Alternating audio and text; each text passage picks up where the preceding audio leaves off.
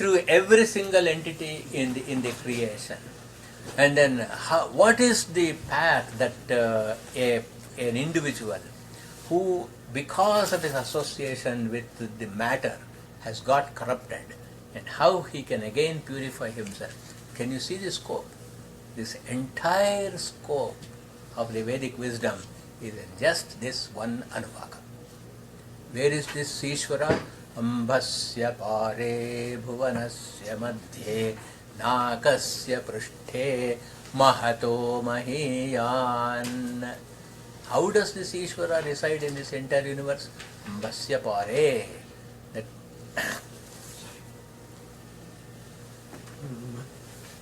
so that everybody can in the back also can. Ambhasya pare. Beyond what you can see, beyond the perceivable universe. Bhuvanasya madhye. Then if he is beyond the perceivable universe, it's not Father in heaven, but he is here also. Bhuvanasya madhye. Then he is everywhere. Nakasya prushthe. And then everywhere he is there, available to you, provided you just look and have that particular vision. And once you have that vision, you will be able to see everywhere. Vishvatas chakshuhu uta vishvato mukho.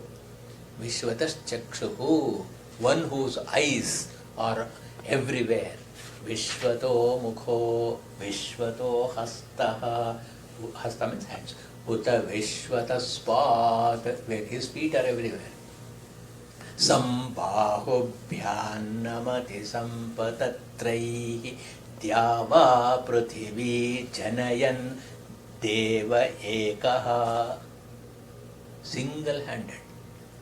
Only one, the unique, has created.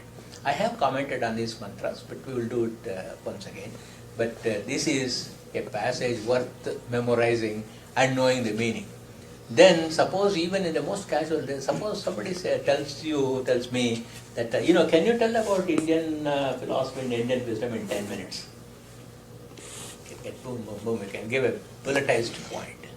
Such a brilliant writing.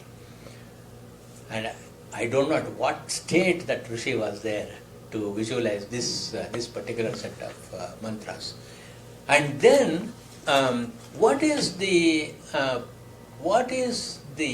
expression and participation of one who has attained this wisdom? How does he conduct himself? Sitaprajyasya ka bhasha? What kind of speech he has got? And then what is his samadhi? Samadhistasya keshava. How does he converse? Sitadi kim prabhasheta? How does he sit? How does he move? How does he walk about? So all these things are available. So what is Stita Pradyasya ka bhasha?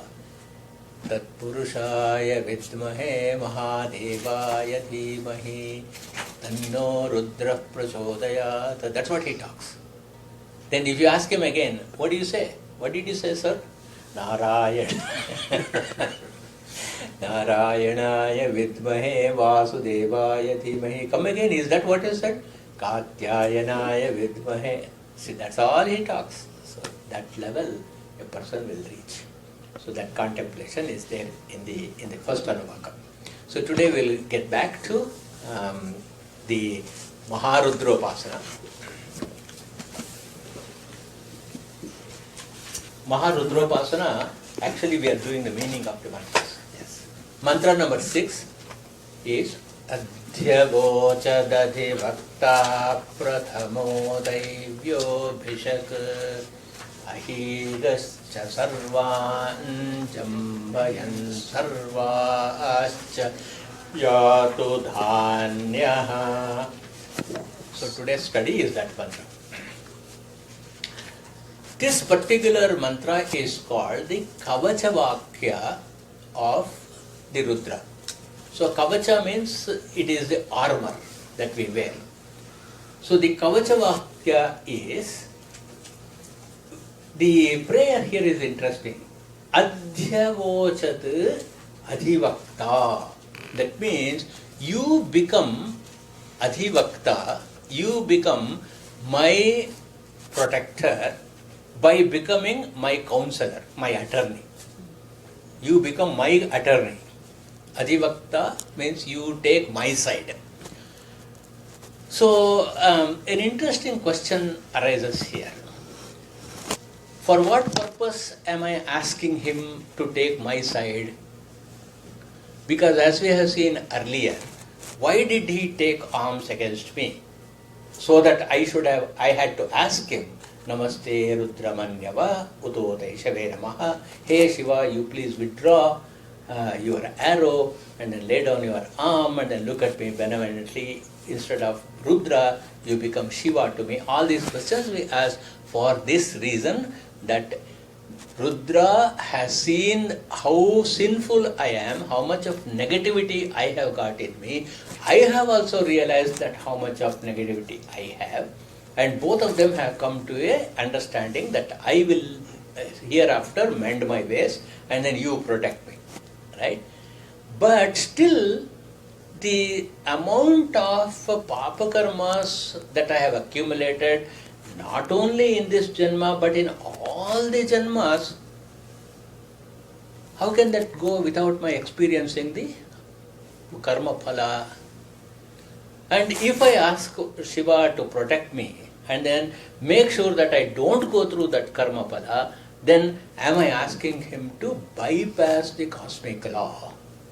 So there is no way that you can bypass the cosmic law. So we hear this devotee is asking, you cross all the rules. You transcend and transgress every single rule, such as karma and the power of the karma phala. And then you also make sure that those entities like Chitragupta, who is making all the cases against me, he is the prosecutor, isn't it? He is making all the cases against me. And then Yama, who is dispensing with justice, I want you to bypass all these by becoming my Adhivakta, by standing beside me as a protector for me. How is this possible? So what is the doctrine of karma? We are actually accumulating a number of karmas. How do we accumulate karma? By action, isn't it? The only way in which an action can be neutralized is by another action. Kantakam kantakenaiva. There is a nyaya. Nyaya means there is a rule, a dictum. What is the dictum? You can remove a thorn only with another thorn. Therefore, I have done karma and I have acquired karma phala. That karma can be removed only by another karma. What kind of karmas? Prayaschitta karma, right? Yajna, yaga, so on and so forth. Instead of that, Rudradhyaya gives us a very simple act, a very simple karma by which all the earlier karmas and karma phalas can be neutralized in one go. All you have to do is namaskara, that's all. Namaskara karya is a karma. So the namaskara karma neutralizes all the negative karmas that we have accumulated from time immemorial. One single namaskara is enough. But then what we do is we do it namaskara again and again and again. So we also have a prayer. Bhuyo bhuyo namamyaham. Again and again and again I do namaskara to you. So, in which way will you be able to remove all my karmas and then also protect me from these entities, Chitragupta, Yama, and after death? When I am here, karma phala and dukkha come in various ways. Just as devatas are paroksha priyayi vahidevaha, paroksha priya iva, paroksha priya iva. The devatas are favoring only indirectly. It is only in the Puranas where the Chaturbhuja Mahavishnu will come and present himself before you. In our life, he comes either other human beings, Daivam, Manusha Rupena, either he will come through as other human beings, or he will come through as an unknown, unseen grace called Adrashtam. Dukkha also comes in different ways. How Ahigascha Sarvan Sarvaschayatu Dhanyaha. Ahihi means snakes, serpents, viruses, bacteria. It is through those Ahihi, all of these will come. Sarvan Jambhayan. You destroy all of them. So who is it in society who destroys viruses and bacteria and all that by giving us the various medications? It is the doctor. And the Sanskrit Vedic word for a doctor is Bhishak. Bhishak means doctor. Therefore he is Prathamo Daivyo Bhishak. So you as the doctor. So how does this Prathamo Daivyo Bhishak, the first of the doctors, differ from all the successive doctors? What is his speciality? It is because he is the only one who is able to remove both the Adi Bhautika Tapa and Adi Daivika Tapa. Adi Bhautika Tapa means all those difficulties that can come to us from natural sources and also from our fate. Whereas the human doctor will not be able to remove what I am suffering because of my past karmas and fate. Therefore, he is Adi Daivika Tapa remover. Therefore, he is Prathamo Daivyo Bhishak. So this is the meaning or purport of the mantra. So there are some inner concepts that we have got to understand. When you say that by my offering namaskara to you, you become my adhivakta, what attitude am I demonstrating before Ishvara? It is not a demand, it is not even a pleading, but actually it is a confidence. Rakshishyati iti vishwasaha. We will never be able to use this particular mantra for overcoming the maladies of both the physical maladies and mental maladies until and unless we have complete confidence in Ishvara. Therefore, first condition is Rakshishyati iti vishwasaha. How can I ever get this confidence that he will protect unless I accept that he is competent and capable of protecting me? It's only when you know that somebody will protect me and you are confident in that person, you will accept him as the protector. And that second idea is called as Goptrutva Varanam. Goptrutva Varanam means it is to accept that Ishvara is the one who is going to protect me. So first thing is, you must accept Ishvara is capable of protecting. So how did we say that he is capable of protecting? Prathamo Daivyo Bhishak. And then we also acknowledge this power, Ahimscha Sarvan Jambhayati. Jambhayati means he will destroy. He is capable of destroying all the Adi Bhautika and Adi Daivika tapas. Therefore, we are not surrendering to somebody who is very ordinary or just a little more powerful than me. And this concept is called, where you are going to do Mahadashraya. So the third important concept we glean from this mantra is, if at all you have to go surrender and take refuge for somebody, it has to be done with the highest possible, most competent person, Mahadashraya only. The subtext is don't go on begging for small people or Kshudra Devatas. Go to the highest person. So,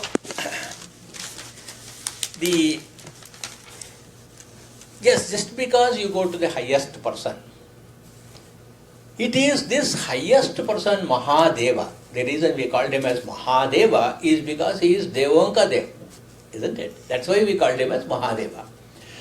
Which means that he has authorized the various devatas, whether it is Yama or Chitragupta or Indra, all these people he has appointed. Yama to provide discipline. So the concept of discipline itself is a devata. That all our life is being chronicled somewhere is the concept called Chitragupta. So we need to give some name, so we will give some name. But if we go behind the name, it is concept. All this law, dharma, rita, are established by Mahadeva himself. So how can he pass over those subordinate authorities to whom he has vested his powers, and then he goes and actually does things by which they cannot function? Is this good management? Next question, isn't it? You appoint somebody as your director, and then the CEO comes and annuls everything you do as a director. What kind of a boss is this? For that, we had to question Shiva, are you like that? Who is Muhammad bin Tughlaq here? So that has got to be responded to. This is like the presidential pardon. So what is the concept of presidential pardon? Everybody right up to the Supreme Court has condemned me to the gallows. But then I go to the president and then make a case, please forgive me. Right? And he has the authority and he forgives, and everything that the lower courts and everybody has done is totally neutralized. Now the next question is, under what circumstances Mahadeva can neutralize all these intermediate things, all these intermediate entities? How can he disable them and then forgive all my difficulties? Anjambayan sarvan, how can he do that? For that, the paschattapa, when a person has genuinely and deeply felt for all the aneka janma samprapta, from janma to janma to janma, all the negativities that I have done, I am at once coming and surrendering to you. I have no other defense. I am totally defenseless. You are the only refuge. This is called Goptrutva Varanam. That total prati and Sharanagati, if it happens, then there is going to be a presidential pardon. And then,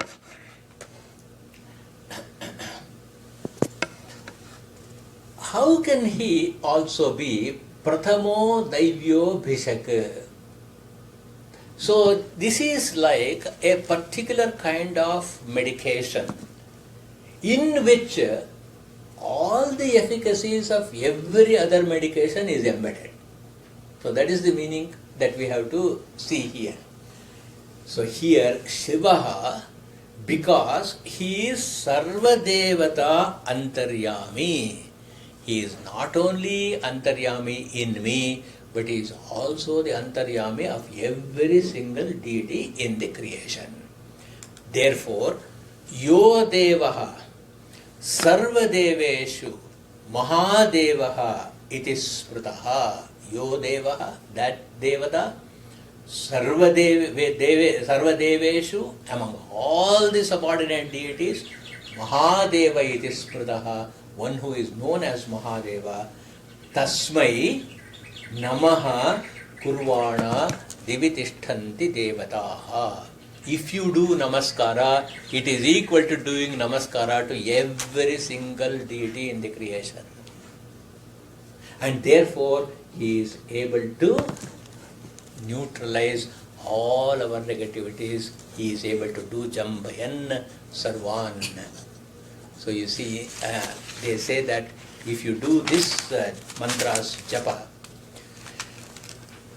depending on the intensity of the prayaschitta that is required, Shiva becomes that protector for us.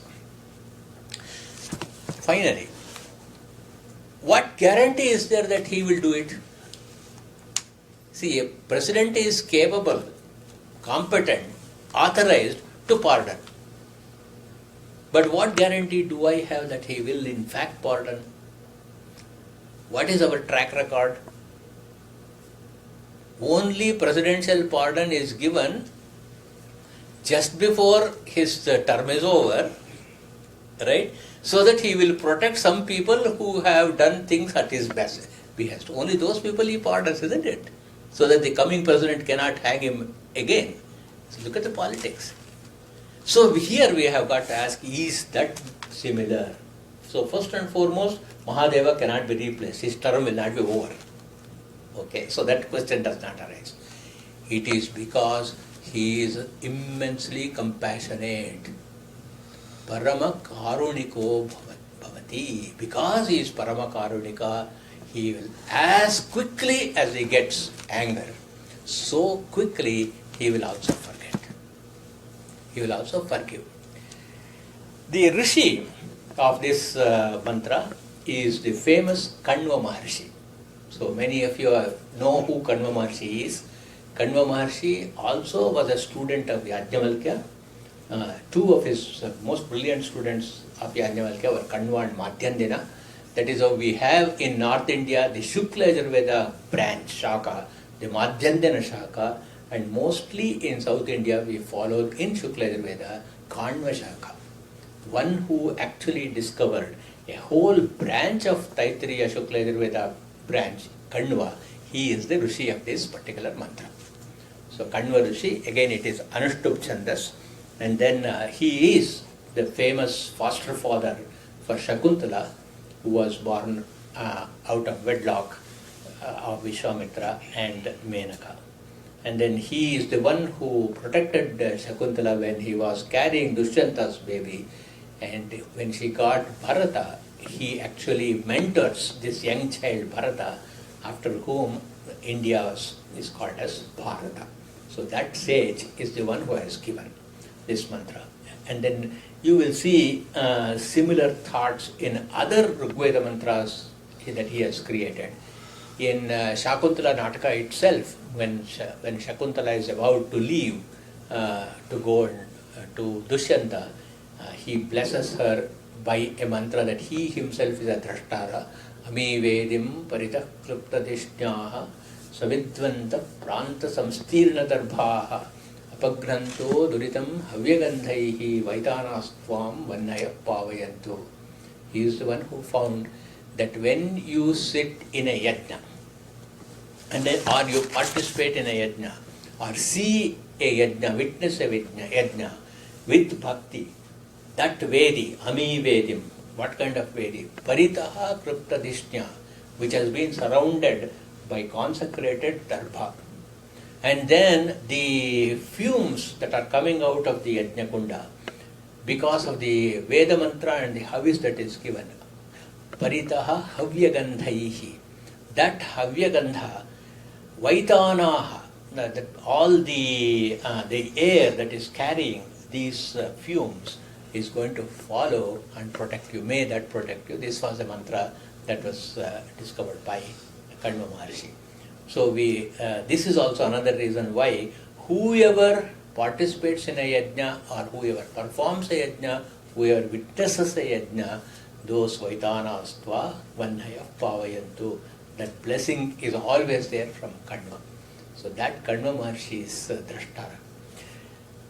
Next week when we get back to the Rudradhyaya, we will see a very interesting twist happening in Rudradhyaya. So far we have been seeing Rudra, one deity to whom we are worshipping, and then the establishment of relationship is one deity. And the Veda also says, Eko Rudraha. There is only one Rudra. But then in the coming mantras, several Rudras are there. thousands of Rudras are there. Sahasrani Sahasrasho Ye Rudra Ati Bhumya. So how did this one Rudra become 1,000? And 1,000 means infinite. How this infiniteness happen? Does it mean to say that this Mahadeva, the Bijak, we have to do thousands and thousands and thousands of namaskaras? So is that what it is? Or how does the one become many? Eko Rudra Sarvabhuteshu Gudha. Shvetashvatara Upanishad also talks about it. So how this one Rudra became infinite will be, the transition will happen in the next mantra. We'll see next week.